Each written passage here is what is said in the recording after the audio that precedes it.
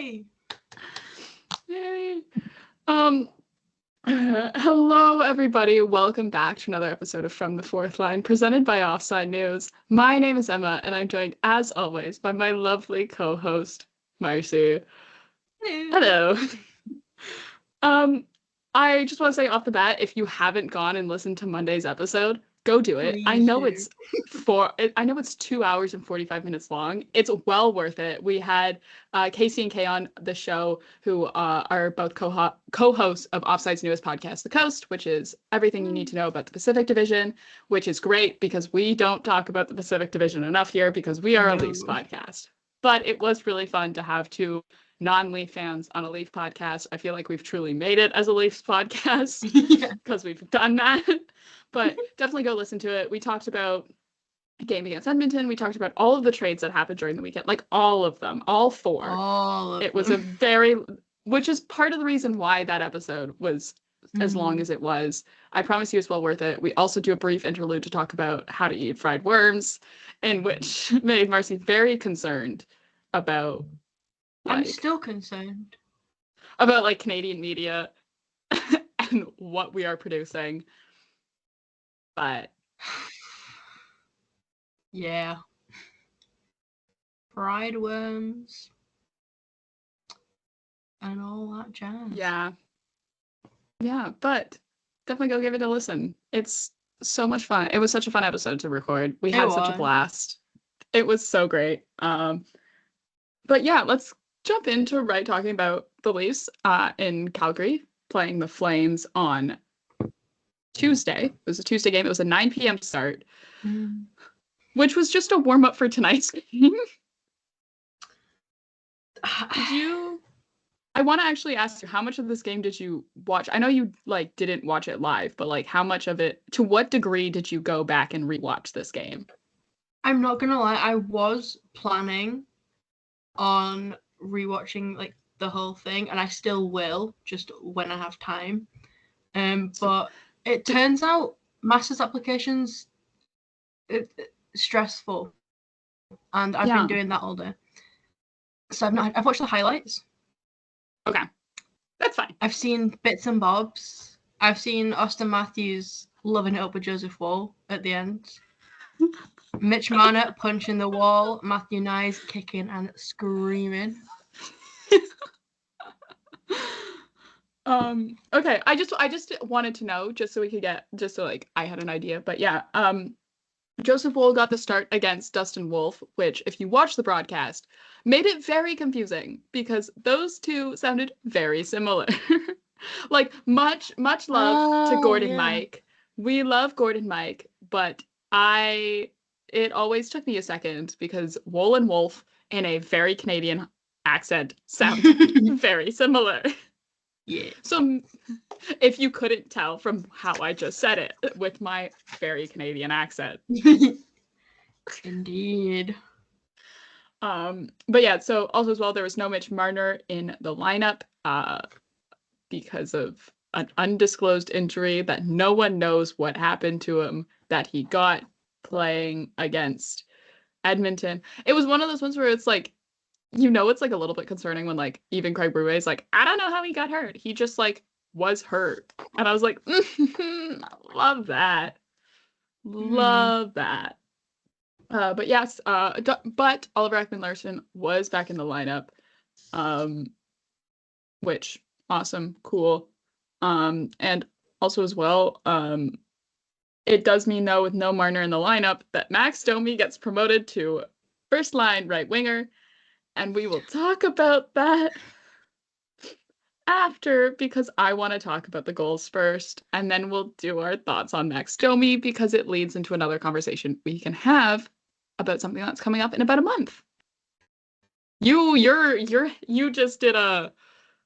Sorry, no, I realized I'd not got my notes up, and then I forgot that my laptop's at full brightness, and it just kind of because it came up as a blank white screen at first. So I was just temporarily blinded by the glare of Notion. But yeah, so John Tavares maybe opens the scoring here, but it was called back This was one of those ones where I was like, I don't even know how this puck ended up in the net. Not going to complain about it. But it did end up getting called back for a high stick, which is maybe, like, it is one of those ones where I'm like, okay, so what has to be, like, below the crossbar? I understand when it then comes to anything in around the net involving a high stick that directly results in a goal, the threshold for a high stick goes from shoulders to crossbar. I'm well aware of the rules. I know the rules. But what exactly has to be below the crossbar? Because, like, most of John Tavares' stick was below the crossbar, except for, like, some of the blades. So does it have to be, like, it's the entire thing? Or does it have to be just, like, most of it? Does it have to be, like, the part that touches? It's one of those ones where I'm like, okay, not complaining, because that is how this goal got called back, was on a high stick. There was potentially, if it was allowed for high stick, that there was a threshold where, like, the Flames could have challenged this for goalie interference, because John Tavares, like, made and here where I go where I explain goalie interference on the podcast. The biggest way to do a mass generalization of the goalie interference rule was the opposing player in the crease, in the blue paint, and did he make contact with the goalie in a way which impeded the goalie to make a save? That's the baseline of it. If you have both those things, it's automatic goalie interference. Now, there's certain thresholds where it's like you can have contact with the goal, like your stick can make contact with the goalie if it's also at the same time making contact with the puck, which was, like, kind of maybe what was going on when John Tavares essentially hit Dustin Wolf in the face with his stick. Was like he was the puck, like, because he was hitting the puck, then that wouldn't have been the goalie interference, but the goalie interference could have been before that, when the puck got popped out of Dustin Wolf's glove. You can see where I'm like, there's a lot of moving parts here. Maybe go, like, this is a audio podcast. This is very hard for me to convey this specific goal without being like, here's the video of it, take a look. Either way, whatever it was like a 4-minute goal review, 4.5-minute goal review, in a goal that ended up getting called back. So we're off to it was one of those ones where I was like, oh, so it's going to be that kind of game. Because we were probably about, like, 2 minutes into the game at this point. Oh, boy. I love when you explain goalie interference to me. Keep the show PG-13.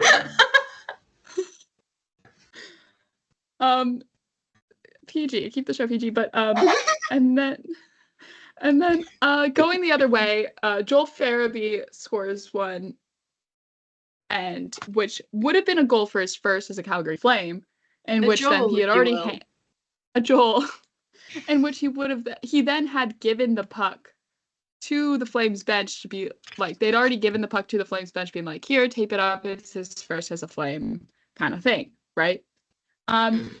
It was then called back for goalie interference because Mackenzie, and this is where I go, hey, this is also very clearly goalie interference. Not so much when you look at it in live time, but, like, when you look at the review, like the video review, and you see it, and you're like, oh yes, I can see how Sam Kim and John Bean, like, came to this conclusion. Shout out Leafs video coaches, the GOATs. Love you. They are truly the heroes in the last 2 games, honestly. But this one was, like, Mackenzie Weegar made multiple points of contact with his stick while standing in the crease with Joseph Wool's pads, in terms of, like, preventing his blocker from making the initial save. And then when Joseph Wool, like, came out, he slid a little bit further out of his crease, in which people were like, oh, well, like, he was, like, so far. I'm like, yeah, because, like, you can see now how then Mackenzie Weegar made contact with Joseph Wool's pad, and I'm like, okay, but, like, there's that contact in which it prevents him from, like, getting back into it. It's one of those ones where I'm like, no, this is goalie interference. And I was watching the game with my roommate Rachel, and I literally when they put that overview shot of the goal review, of the review of the goal, and I was pointing at the TV like a crazy person, going, look, there's the contact, there's the interference. They're calling it back. If they don't call it back, I'm gonna lose my mind. They ended up calling it back, and then so Joel Farabee had to give back the puck. Which is so funny. It wasn't even like, oh, whatever, we'll tuck it behind the bench. No, he had to give it back. It's so bad. Oh, poor Joel. But yeah, no. So, but if it's one of those ones where I'm like, if you look at the replay, it's obvious that one would have gotten called back. Mm. I don't know. It's one of those ones where I'm like, just understand the rules. I don't know. I got called back. But yeah. But then the Flames actually end up opening up the scoring for real this time, off of an extended 5-on-3. It was like a minute 50 of 5-on-3 that the Leafs had to kill off due to it was dumb penalty after dumb penalty, where I was like, okay, guys. And it's it's one of those ones where it's like, okay, it's a 5-on-3 that the Leafs have to kill out for nearly 2 minutes. I'm not surprised that I would have been actually more concerned if the Flames hadn't managed to score on that. Because that's essentially 2 minutes of 5-on-3, which, you can have a really great penalty kill, but any good team, which weirdly the Flames are a good team right now, any good team is going to take advantage of that. And they did. So yeah, it was Coronado to open the scoring. But then shortly thereafter, while the Leafs were on the power play, William Nylander. William Nylander, his first of the game. And this is the moment where I say, hey, since January, since the new year, power play's been pretty good. Yeah. It's been worryingly good. I've not screamed or despaired as much. Yeah. It's kind of, I don't like it. It concerns me. Also, it's nice. Oh, no, it is nice. For sure. But yeah, Leafs power play finds its power. They learn how to play. Yeah. Sorry, I'm just trying to see if I can find a way to. No, I'm not gonna bother with that. I was gonna say, if I could find the power play percentage, but it was gonna take me too long to find that stat. But but yeah, no, power play's good. It's nice. Morgan Riley was up on the first unit in the absence of Mitch Marner. Yeah. And then 8 seconds later, literally 8 seconds later, John Tavares, again on another power play, makes it 2-1. John Tavares with his second goal in 2 games, since he's returned to the lineup after missing time due to injury. And this is where we got some fun information about John Tavares in the way of he is now sporting a knee brace, because of which thus answers the question of what happened with what happened in that practice video that we've all seen 1,000,000 times that I want them to stop showing me because I don't need to see him get hurt again. When he got hurt in practice, it was his knee because he is wearing a knee brace while he's playing, which is the first time he's had to do that apparently since he was in juniors, which is interesting. The broadcast, though, did say that apparently he is not, it's one of those things that it is temporary. He's going to not hopefully not need it after the Four Nations break, which like Leafs have 2 games left before that. Like, all right. All good there on that front. But yeah, so I don't know. I mad relate to John Tavares in terms of the fact that I also should be wearing a knee brace. Yeah. Yeah. So it is really funny though, because John Tavares has had to switch the shin pads that he wears in order to better accommodate the knee brace, just because he needs more room like at the kneecap part of the shin pads, which is something he had to do for this game against Calgary, and he was wearing his like old ones against Edmonton, and it was kind of uncomfortable because there just wasn't enough room. And I was like, it was one of those things where I was like, oh, okay, so I don't know why I thought that he was like way more like superstitious about his equipment and like particular about the thing where it was like, oh, he'll easily switch shin pads. I thought, you know what I mean? I guess he's not. Have I misread John Tavares this entire time? Maybe he's just trusting that the amulet will fix everything.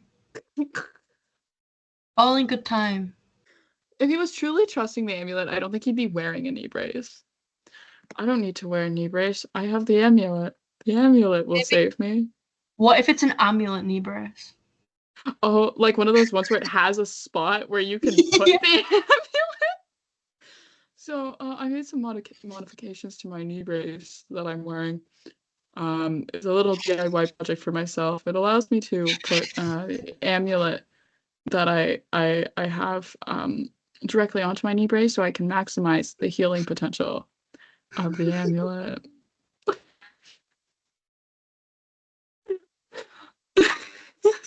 So now that Mara's out of commission for the next 2-3 minutes, she keeps laughing, we can move on to talking about how Sharon Govich then ties it up on another extended 5-on-3, which is one of those ones where it's like, okay, I need the Leafs to stop taking dumb penalties. Thank you very much. Just things like that. But it's just another one. It's one of those ones where it's like, oh yes, okay, so you're gonna score on a 5-on-3 again on another extended 5-on-3. So it's very much a thing of like Joseph Wool, I don't blame you kind of thing. All is to say, none of this is Joseph Wool's fault.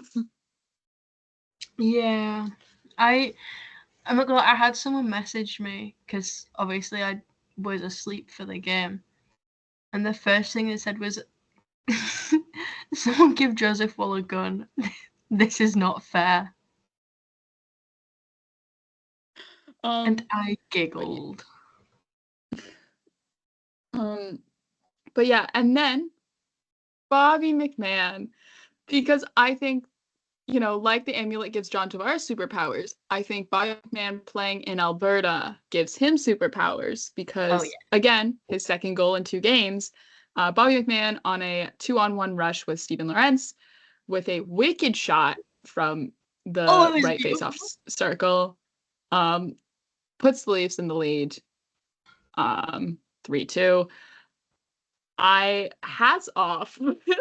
It was really funny because Steven Lorentz, like, those are two, like, Lorentz and McMann are 2 guys who have a lot of speed in their game and can be pretty fast skaters. And 2 of them just went together. And I was like, oh, so this goal is for me. Yeah, this is for a very specific group of people on the internet.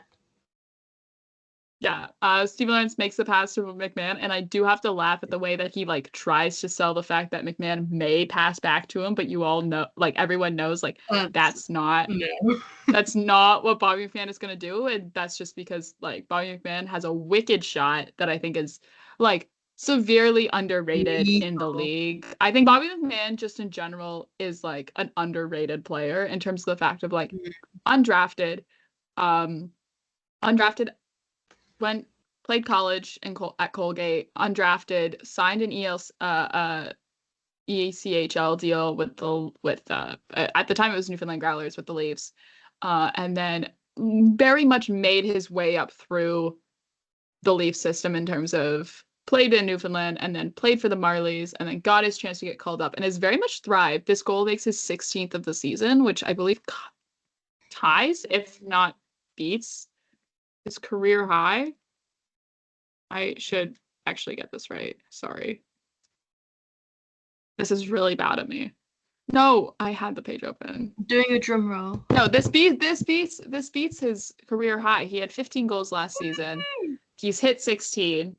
Congratulations, Bobby McMahon. But it is also truly one of those things where it's like, even like if you watch that blueprint that kind of is like focused on him, it very much shows like how much pride the Leafs like development staff has of him, of like, hey, this is a product of a guy who like came all the way through our system and like played at every level for this organization, and is like a success story of like, look at him, like he's playing at such a high level, he's playing in the NHL regularly, like he is in the lineup every game, and is, when called upon, is playing on the top line when needed, like in Matthew Knies' absence, that's where he was, is scoring and is having this success in the NHL. And I think that's like really cool. And it's really awesome. And he also seems like such a great guy too.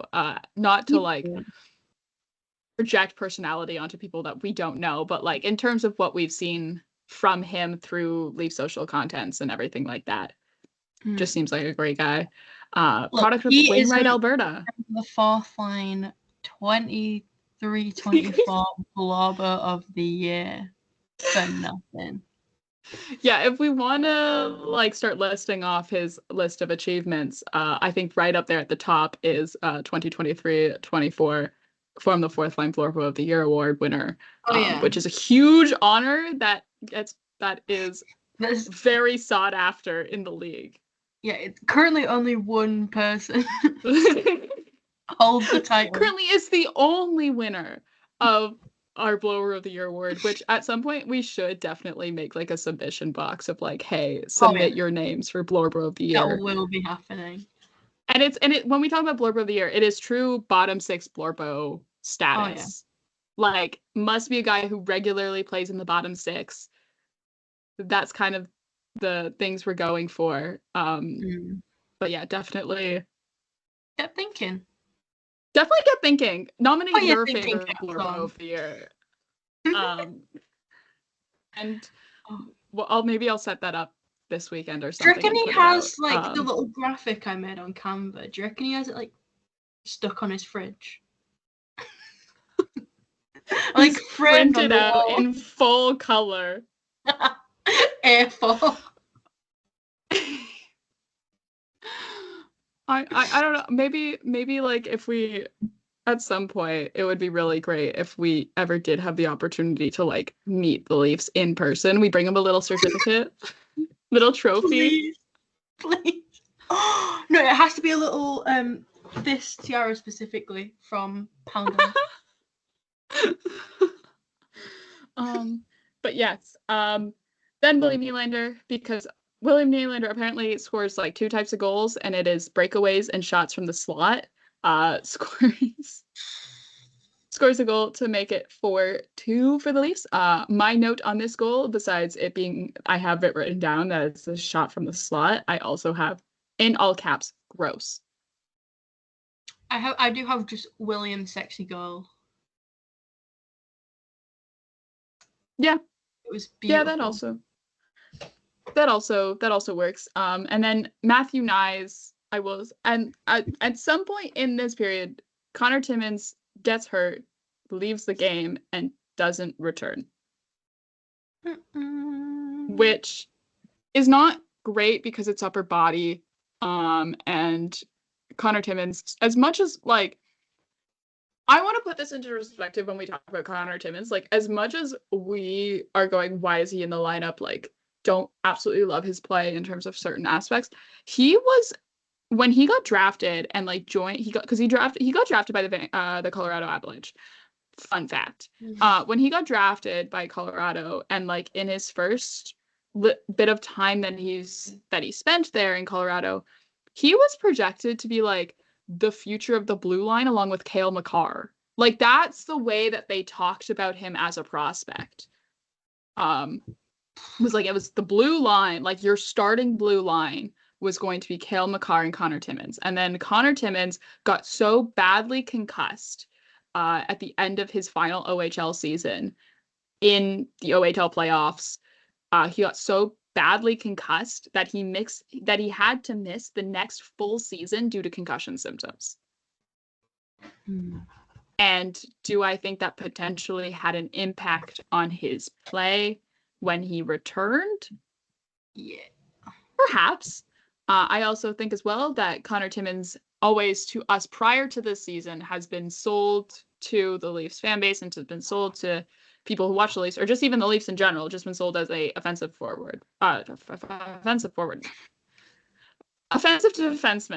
right? Like that has always been kind of sold in what his game is. And now he's kind of fitting into this new role where they're putting him on the penalty kill, which is a new skill for him to learn, and all these other sorts of things. Where I'm like, very interesting to see how he's being reshaped this season. It also sucks as a guy with an extended concussion history, in terms of literally has missed a full season due to concussion. To then potentially have him be concussed again. He was at practice today at morning skate for the Leafs, but did not seem like he was going to draw into the lineup. They had him down on like the fourth pair with Mermis. So just something to keep in mind for tonight's game. But and also just like throwing that information in there. Matthew Nyes then make it 5-2 for the Leafs. Really, at this, like, it was a very close game in the beginning, and then the Leafs absolutely ran away with it. Really piled it on here with this one. Matthew Nyes 5-2. This is why we drive the net, though. I will have to say, like, this goal is why you follow the shots in, and is because Austin Matthews leads the rush, takes a shot on net. It doesn't go in, but there's a rebound. Dustin Wolf gets a little bit spun and gets out of position. Matthew Nyes is right there to finish it off and essentially hit it into the wide open net. He had a wide open net to hit it into. And just because, this is why you drive the net and you follow the puck, and it's not just like in terms of sit there and be big. It's also just in terms of like rush plays like that. Just follow the shot in. And it's very much a thing where I'm like, told you so. This is why we do it. Yeah, I was sat in the library today watching the highlights, and everyone around me must have thought I was just really, really enjoying my work, because I was grinning when I watched that goal. I was sat there just like, oh yeah. Matthew Nyes is good for. It was. I just kept rewinding and rewatching it. I was like, yeah, that's Matthew Nyes. That's our number 23. Yeah. I am surprised that the Flames didn't take a look at this one. In terms of like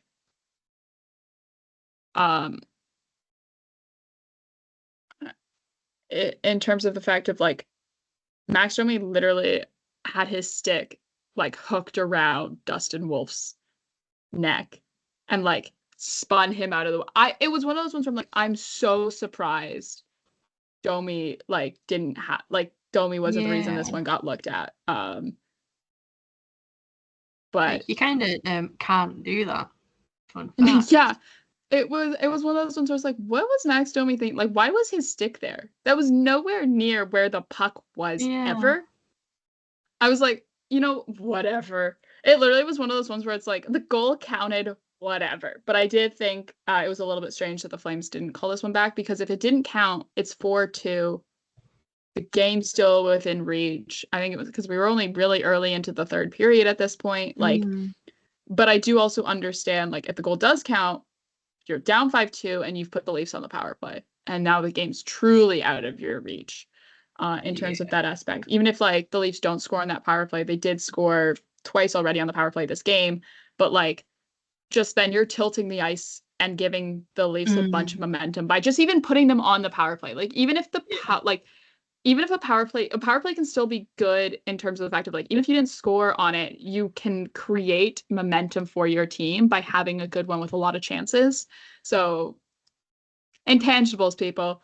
But very quickly the other way, Joel Farabee actually gets his first as a Calgary Flame, making it 5-3 off of a tip from Mackenzie Weegar. Yeah. Good for Joel. Joel. But yes, and then Flames pull the goalie, have the empty net, and William Nylander gets the Hattie on the empty net, making it his second career hat trick, his first in 8 years. That puts it all the way back to 2017 on the day. So 8 years ago on the day, he scored his first career hat trick against the Boston Bruins. And we're going to play a fun game of Emma is going to read out the roster from that game, and Marcie's going to lose her mind. Is it like bad? That I'm gonna. Well, it's 2017.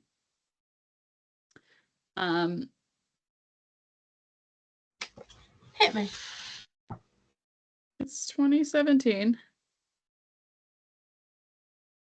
Here we go. I just had to find. There we go.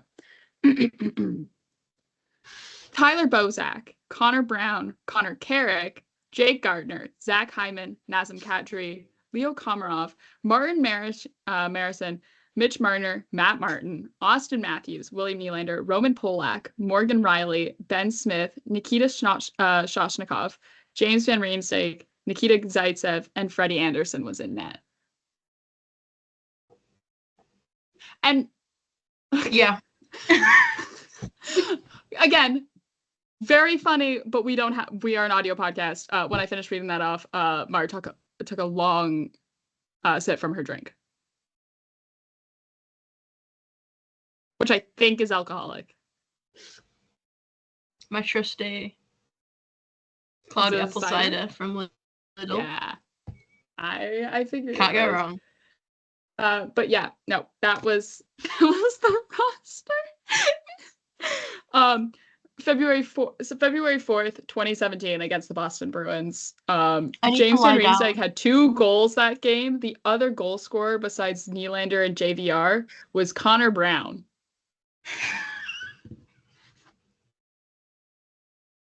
Austin Matthews also got 3 points that game as well.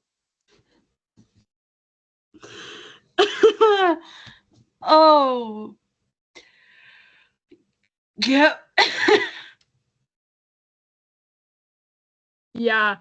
Time isn't real. What am I doing here?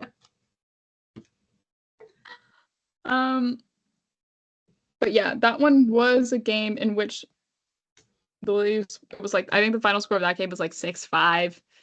I was looking at the hockey reference page for that game, and I was like, oh my god. Yeah, I very much did not like Patrice Bergeron as a child. And that game was another example of why I didn't.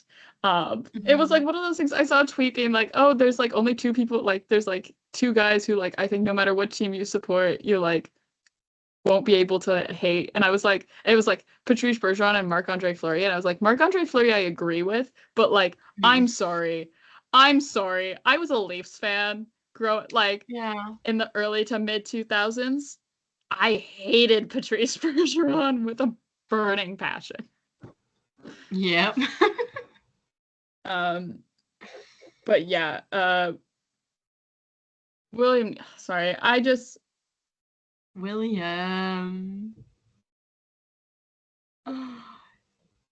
He's just, I don't even have like words. Yeah.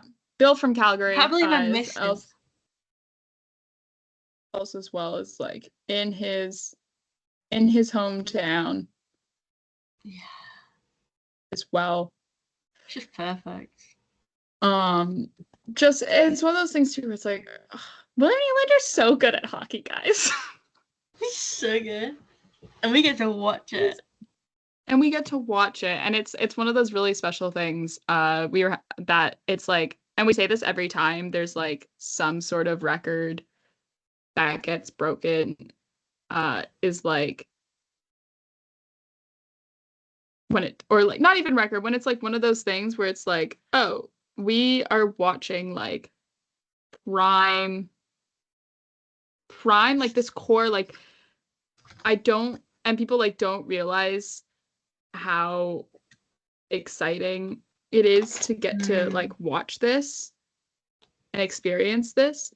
Like, just to put it into perspective, William Nylander and Austin, this is via NHL PR, William Nylander and Austin Matthews factored on the same power play goal for the 91st time with the Toronto Maple Leafs and moved within one of the most by one pair of teammates in franchise history on record, behind Borje Salming and Daryl Sittler, who have 92.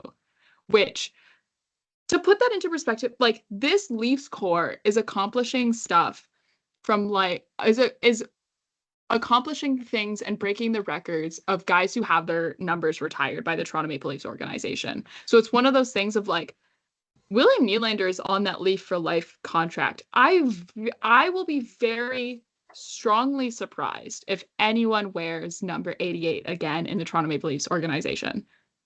The same thing goes with like 34 for Austin Matthews. Like, one of those things where it's like, Austin Matthews is going to, probably not this season, but next season, just because of like the time he's missed with injuries and things like that, will break the franchise record for the Leafs in terms of goals scored, and will pass Matt Sundin. That's a given.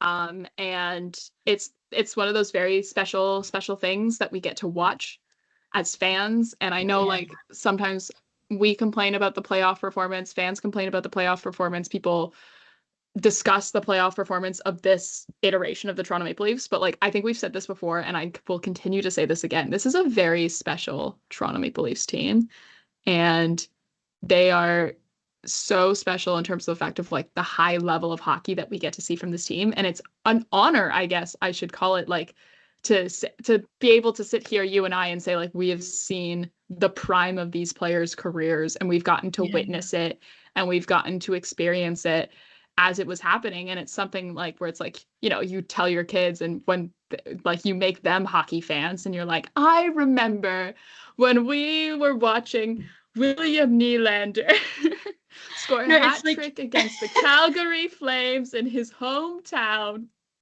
It's gonna be like, you know, that meme where it's like, there's the grandma and then the grandmother who's like, okay, come on, grandma. Let's get you to bed. And it's like, I remember prime William Nylander. But yeah, God, it's still gonna be us. But yeah, just really special things, very special things, for sure. And like, Marner is like going to break, I think he'll become like the fastest to receive, like, hit like 600 points. It's like something like that where it's like probably by playing tonight against Seattle. Spoiler alert, we're going to talk about that in just a second, but probably by playing tonight against Seattle, he's going to break some other franchise record that they've been talking about for a couple of days. Like, it's very much one of those things where it's like, guys. Also, as well, is last night was Austin Matthews' 600th game in his NHL career, which, oh my God. I had a moment of like, oh, okay. Because I remember his first game against Ottawa. Yeah. Well, I think it was captain, but I think it was one of those things. It's like, I remember his first, watched him score 4 goals and the team still lost, and I was like, yeah, he's gonna do great things. But also, welcome to the Toronto Maple Leafs, bud. That is a Leaf right there. It's like, yep. Score all 4, like, literally scored all 4 goals for the Leafs that game. The Leafs still lost 5-4 to the Ottawa Senators. Mind you, it was the Ottawa Senators in 2016 when they that season went on to make the Eastern Conference Finals and lost in double OT to the eventual Stanley Cup winning champion Pittsburgh Penguins. So it's a very different Ottawa Senators team than we had in later seasons. But yes, I'm going to take this time, though, to get on my little Max Domi soapbox. He was underwhelming on the top line. He was underwhelming on the top line. He was the only guy in the top 6 without a point this game. The only guy who did not get at least a point who was playing in the top 6. I watched him make like so many mistakes in the way of like, I understand you're human, you're gonna make mistakes, but I'm also like, you have an opportunity here to like really rise up to the occasion. It's like you're on the top line, you're given an opportunity, and you're playing sloppy and bad, and like you're on you're on Austin Matthews' wing. What do you mean you didn't get a point this game, and you were the only guy in the top 6 to not get a point? Yeah. Like ow. He will be back on the top line tonight against Seattle. Mitch Marner is on the second line with John Tavares and William Nylander. Anthony Stolarz will get the start in his return to the ice since like 8 weeks it's been since that game against the New Jersey Devils. Oh my god, 8 weeks. It's been 8 weeks. So Joseph Woll gets to have a nap. The guy gets to just sit there, hat on. Hey, Joseph Woll now gets to like catch up on that like American Manhunt O.J. Simpson's TV show on Netflix that apparently the entire Leafs roster is watching. Oh my god. Which is, I don't know if they're watching it for like the sport aspect because it's O.J. Simpson, or if they're watching it for like the true crime aspect. But if they're watching it, if really the entire Leafs roster has gotten they've all gotten really into true crime. As someone who, during COVID, I got really into true crime. I have a list of podcast recommendations I can give them. I used to walk and go for walks by myself and listen to true crime podcasts. I'm a perfectly normal, well-adjusted person. Yeah. You know what? You would have been a perfect case study for some research I wanted to do on the impact of true crime post-COVID. Okay, look, I wanted to listen to podcasts while I went for walks, and it was the only podcasts that were getting made at the time during like, especially right at the start of COVID, when we had still no sports or anything like that. That wasn't just like people talking about like, so like I'm in my house. Like it was one of those ones where it was like true crime was weirdly enough one of the only genres in which like things like it wasn't just people talking about nothing. If that makes sense. Like it's really hard to explain, but I feel like it makes sense. Like it was like, oh, if you think back to COVID, like everyone was watching the same shows, but like no one was really doing anything. So like their like podcasts were just kind of bleh, and there was no sports. So there was like not even like actual sports podcasts. It was just like people who have sports podcasts talking about like nothing. It was like, you know what I mean? Yeah. I get you. So then I got really into true crime podcasts because it was the only ones, it was the only really some of the only podcasts that were actually producing like actual content and like episodes that like contained stuff. Interesting.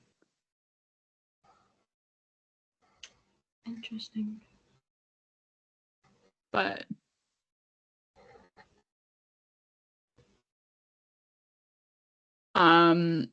yeah. But if they need recommendations, I can give it. But it's one of those things where it's like, I understand that if we want to get anything considerable in terms of trade value for Max Domi, which I will talk about in just a little bit, he needs to play better, and so we need to prop him up, but he's not getting better when we prop them up. Like, I think getting to play on the top line with Austin Matthews and Matthew Nyes is like maybe the best thing you could do for a player. And it's like, again, just underwhelming. I'm like, I want to see you try like, I want to see you do something, and you're not doing anything. But yeah, like I said, Stolarz is going to start tonight against Seattle. We are still waiting the Leafs PR tweet in terms of there has to be some roster movement because the Leafs need to make room on the roster for Anthony Stolarz, which means they have to send down Matt Murray, which means they have to make that move.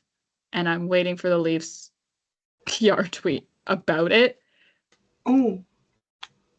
Because it has not come yet.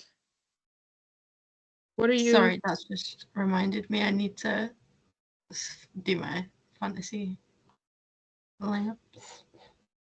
You can finally so you're doing it now. IR. So we're doing it now in the middle of a podcast episode. Sorry.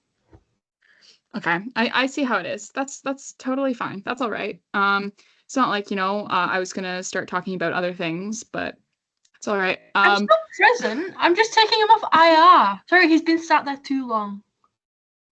But yes, Mitch Marner also returning to the lineup, like I said. Connor Timmins will not play tonight.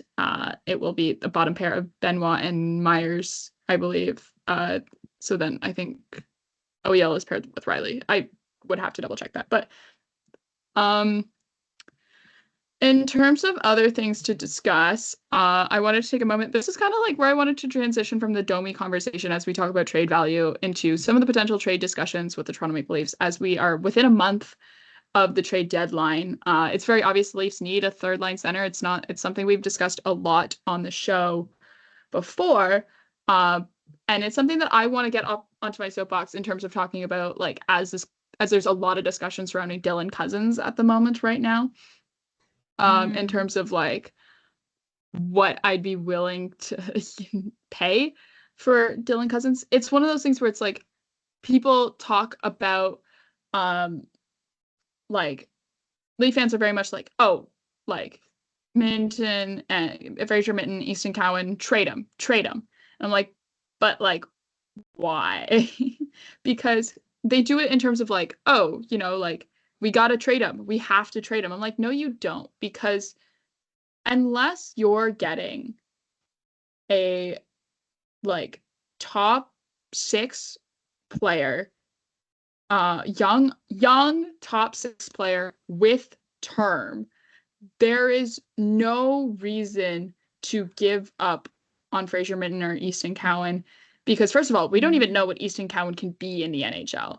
Like, we know he's doing some freaky things down in London and is on some like stupid, dumb point streak.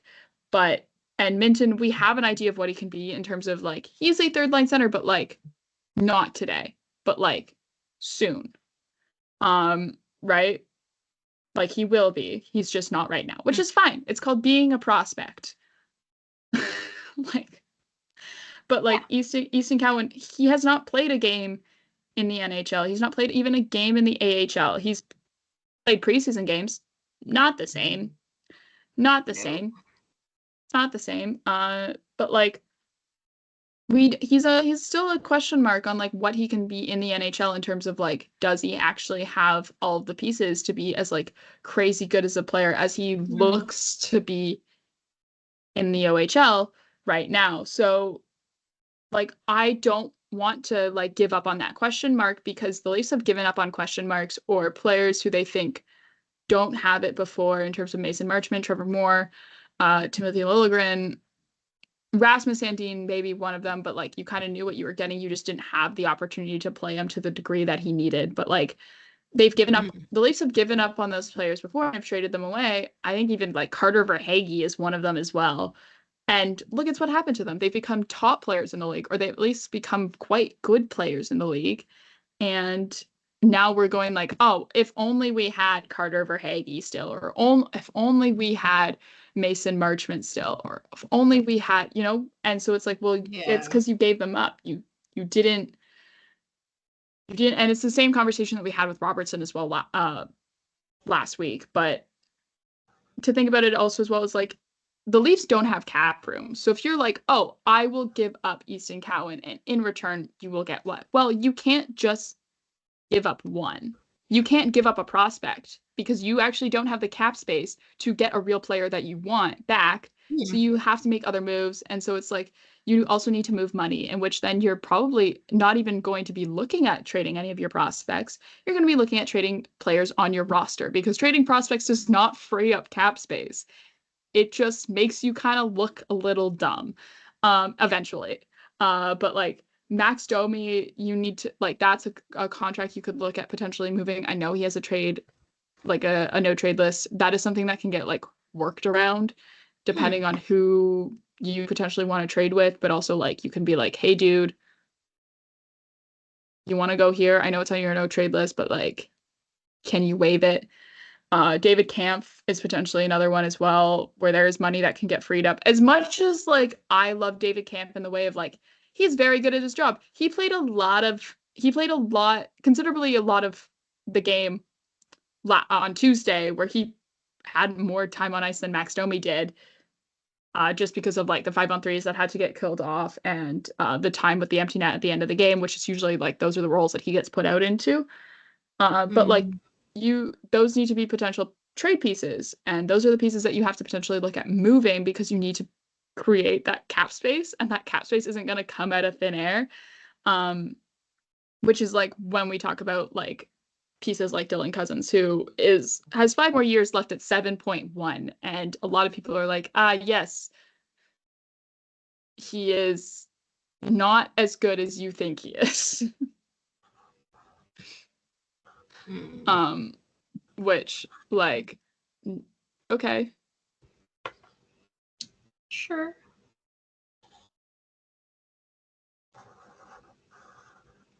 But yeah. But I don't like, it's one of those things where it's like, yeah, but I don't know. I just like, I think someone was comparing like Dylan Cousins to like Morgan Frost, and I was like, we don't need to pay Morgan Frost. We don't need to get like a $7 million Morgan Frost for an Easton Cowan and a first that we don't have. Essentially, that's what I'm saying. Like the Leafs also don't have a first round pick this year at the draft. They potentially could be looking into acquiring that. There's like a lot of things where I'm like, okay, also as well as like, no, we don't need Brock Nelson. Can we stop? We're like essentially my soapbox when it comes to the like what the Leafs should do at the deadline is, yes, okay, I know you need to acquire a third line center. That's kind of what you need to be acquiring. I am not giving up a prospect for a third line center rental. At the end of the day, no, I don't want to like. I'm not giving up Easton Cowan or Fraser Minten for essentially for a rental. That's dumb. That's stupid. That's not how you build the future. You want to build the future because you want to elongate the prime of this team. I know some people are like, well, the prime, like, you know, like whatever, like, well, like, oh, but like you need to win now. This is like the prime, like this is the window. I'm like, okay, but yes, but you can elongate the window by having young players constantly coming up and being successful. And the way you do that is by holding on to prospects and developing them. You can elongate the core 4 window if you're like, oh, yeah, like, or like 5 years from now, you know, Mitch Marner is 32. That's a scary sentence for me to say. Like Mitch Marner's 32. Did not like that. People are going to start calling him old. Well, here's Easton Cowan, age 20, like age 24. Right? Yeah. You know what I mean, though? It's like, right? And it's like, oh, okay, so like a player like Matthew Nyes, who's right now the youngest guy in the room most of the time, he's 22.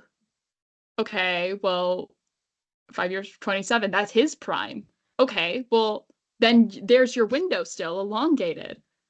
Because you want him signed to an extension as well. Yeah, you do. That's just my thing, is like I don't want to necessarily move on from that future like that we're developing with like by like giving up on prospects we haven't really seen come to their, like, we haven't, who knows what Easton Cowan is. Maybe, you know what, if in a year from now it's very apparent that Easton Cowan does not have what it takes to cut it like in the NHL, like he is very much a Max Domi more than he is a Mitch Marner, then you could all be like, well, we should have traded him when his trade value was really high. And I could have been like, well, you're right. But also like, we didn't know. No one knows. Yeah. Right? And the reason why I say Max Domi versus Mitch Marner is like, Mitch Marner I hate using hockey IQ, and I this is one of the ones where it's like I can't wait to get Cody on the podcast, and maybe we'll do that during the Four Nations break, and then we will just talk about stuff like this the entire time instead of like other things, like actual games, if that makes sense. But yeah, like maybe we'll do that. I'll look into that. I'll have that conversation with him. But it's like I hate using the term hockey IQ, but hockey.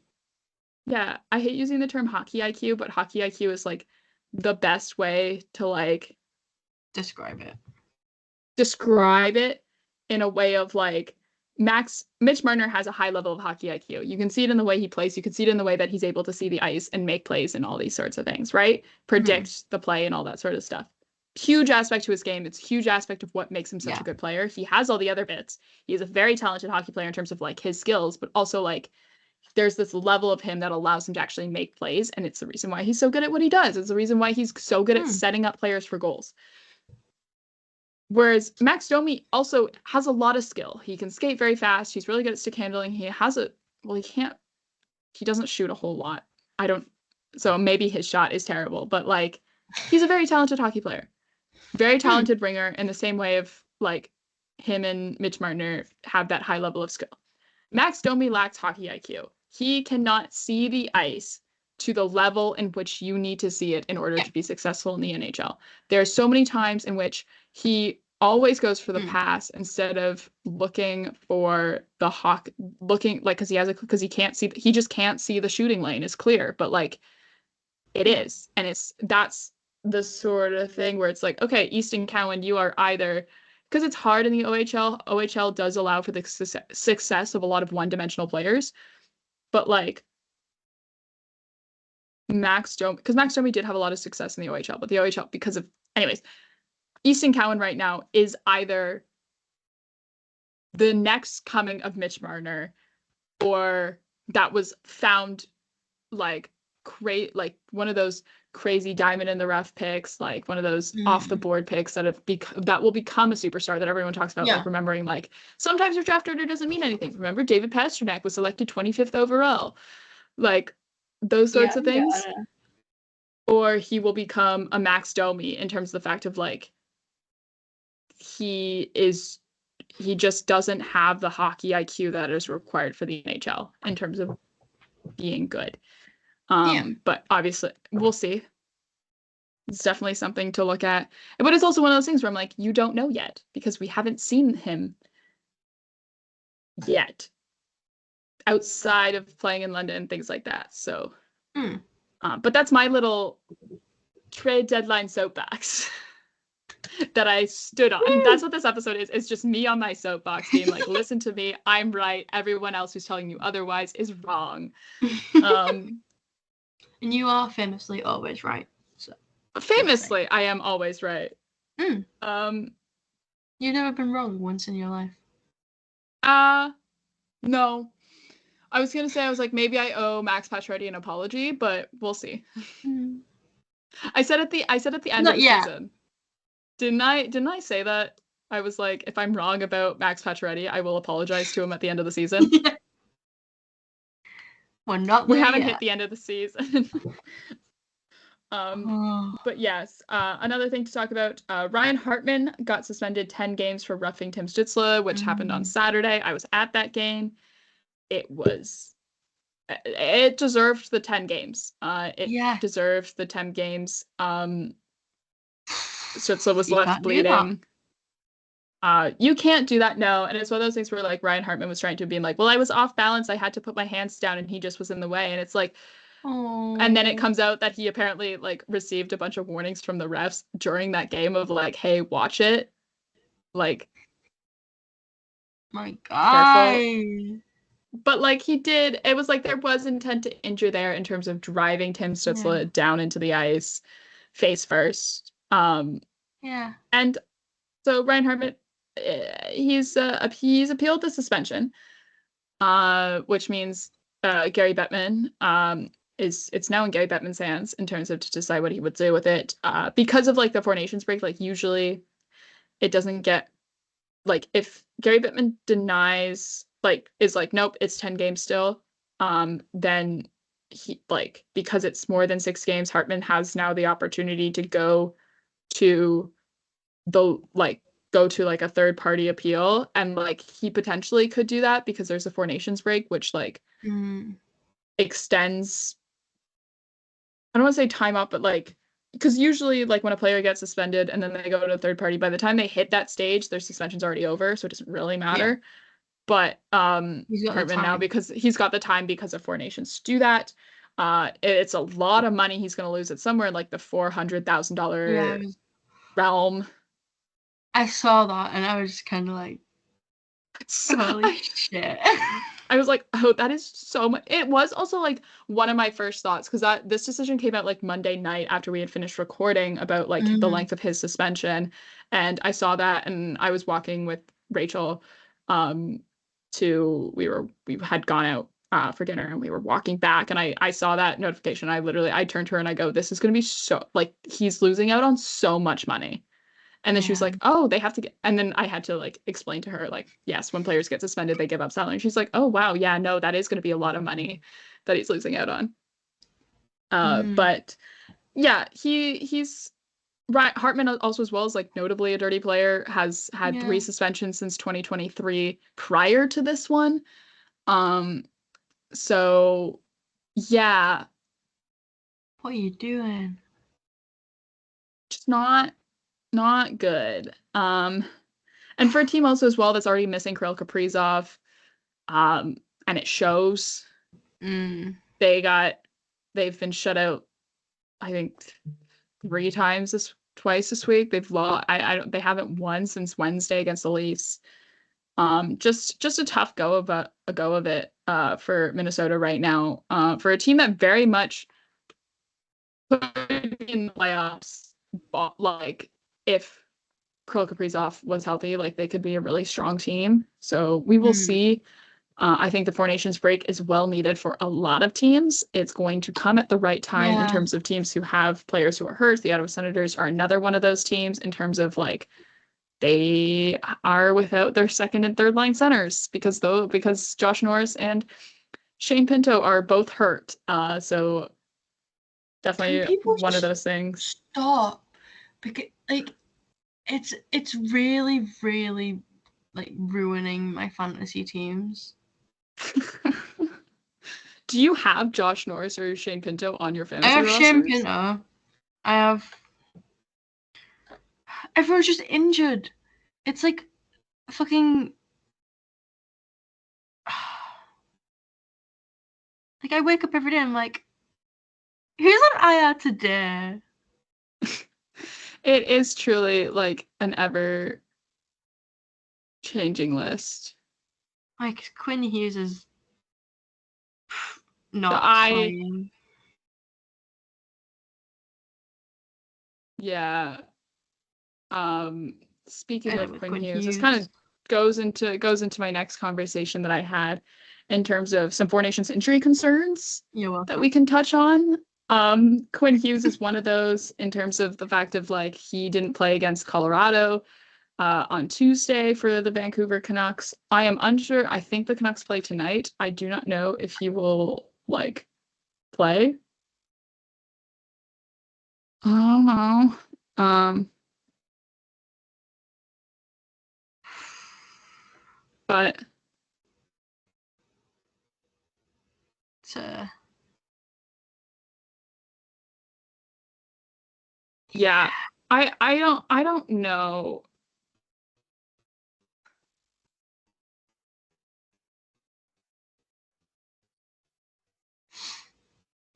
I don't know what's up with Quinn Hughes. I know it's his hand that's been bothering him, and I do think though that it's very interesting on the attitude towards Four Nations, because Quinn Hughes has obviously been named to the Four Nations roster for Team USA, and there's a very big divide between people who are saying he should play and who are saying he shouldn't play.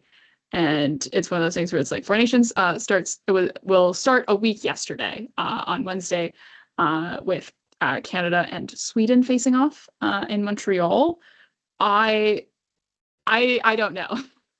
I don't know how you navigate this, because it's very obvious that Quinn Hughes would like to play and is not playing currently because of his hand injury that he's wearing. He has a brace on it. It's taped up all the time.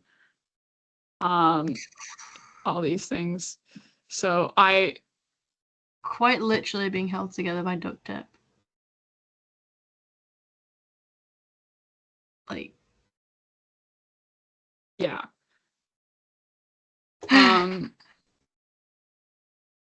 But I just another one is Marner. Apparently for him it was just back spasms.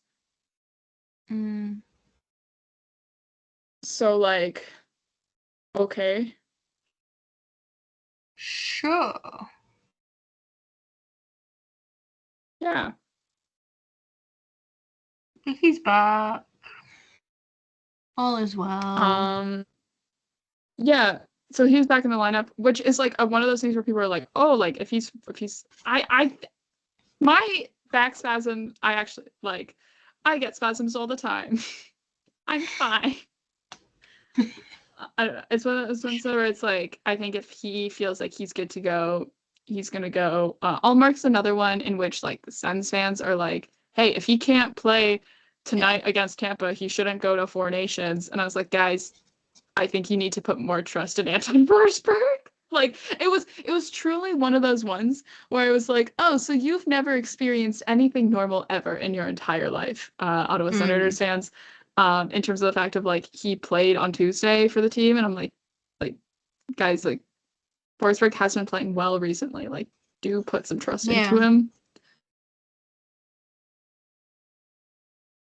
Also, like, I do think Florida is the tougher point. It's one of those ones where I was like, guys, he's coming off of an injury. Like, ease him back in there. Like, well, what about Four Nations? He might not even play Four Nations. He might not even play a game in Four Nations, because Four Nations, they could start Gustafsson the entire time.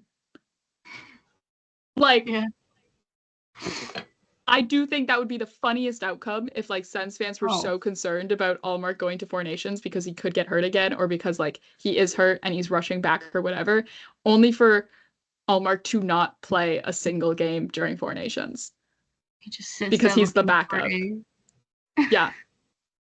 That would be deeply entertaining, and I would be thrilled. It'll be so entertaining. It's probably very unlucky, as good as Gustafsson is at the moment. Allmark is like reigning Vezina winner, but we'll see. I don't know. Again. Yeah. February 12th, Canada, Sweden in Montreal on next Wednesday. But another name that is big to watch is Crosby in the game against the New Jersey Devils. Crosby left the game and then returned, and then left again with an upper body injury. He was back on, he missed a day of practice yesterday, and then was back on the ice for the Penguins today, in which he started practice with the team and then went to his own sheet and continued working by himself and then left. Mike Sullivan describes it as status quo. I don't know what status quo is, Mike, so thank you for that.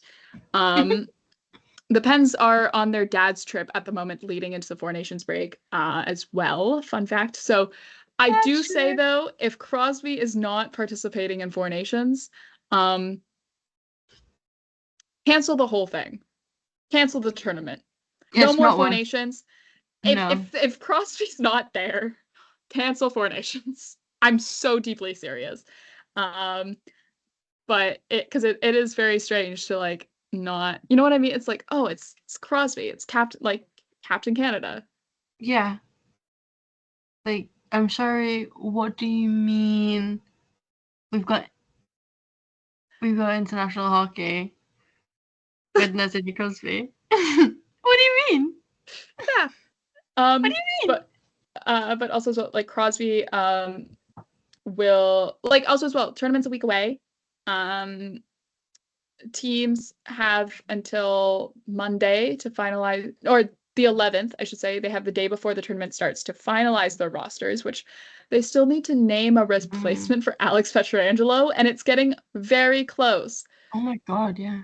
They still have yet to name a replacement for Alex Pietrangelo, and they kind of need to do that because they said they would like, it was one of those things where it was like apparently they'd have preferred to have it done prior to when they all arrive in Montreal for the tournament. So, which I think is Monday. I'm just thinking, imagine if this strip just cannot find a replacement. There's multiple replacements though. Like you have like Mackenzie Weegar, Thomas Chabot is a name that I've thrown around. Yeah. Honestly, no. Honestly though, Tom, like as much as I will jokingly throw around Thomas Chabot, like he has had a really good season this year, and I think like could actually be a solid replacement in that way. Chris Tanev, another name that's been thrown around there as well. But it's like, guys, like if you want people to be able to cancel their vacations for you for Four Nations, you need to give them a little bit of leeway. Like you need to give them some warning so that they can actually cancel their vacations.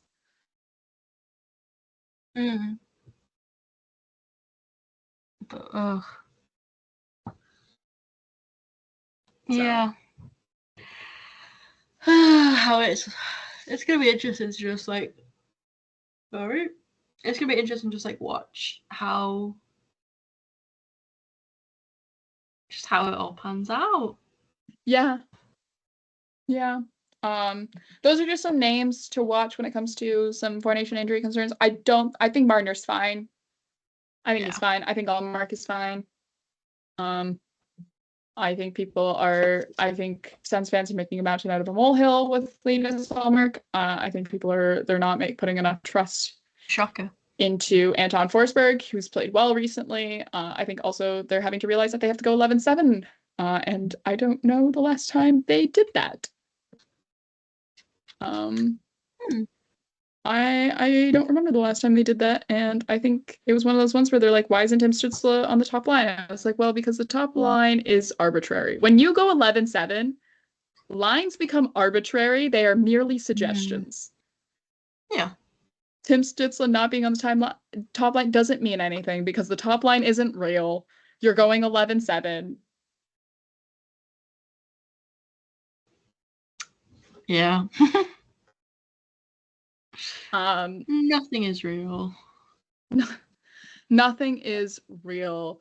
The one thing is like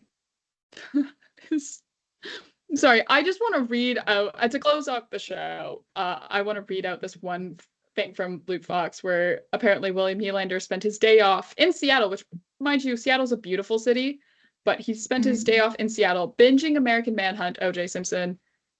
It's the fact that it was his day off. It's the fact that it was his day off. William. I'm cycling. We've already discussed this, but I'm cycling back to it because like it's his day off in Seattle, which is a lovely. I've never been to Seattle personally, but I've heard lovely things about Seattle and how nice it is of a city.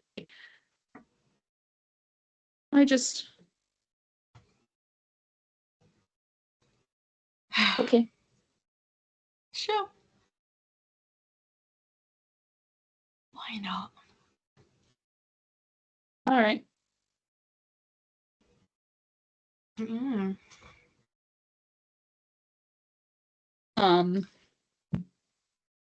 But yes, we'll see. I don't know. I'm excited to see Anthony Stolarz return to the lineup.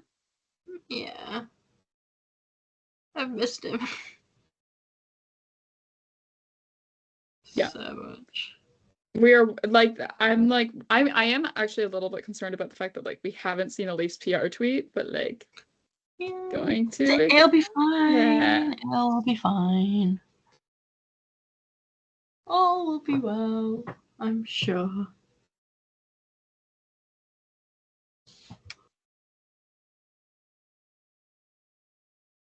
Yeah. Anyways, with that being said, we will, I guess if you don't, do you have anything to add? I don't have anything to add.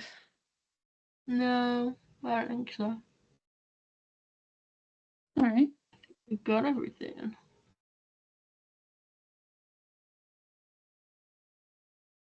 Well, then we can end the show here. We'll be back on Monday to discuss tonight's game that's getting played at 10 p.m. We'll have tonight's game, and then we'll also have Saturday's game against the Vancouver Canucks on Hockey Night in Canada. That's exciting. Yeah, that one's at a normal time. That's at 7. I'm so thrilled. Like, it's been awful not being able to watch games.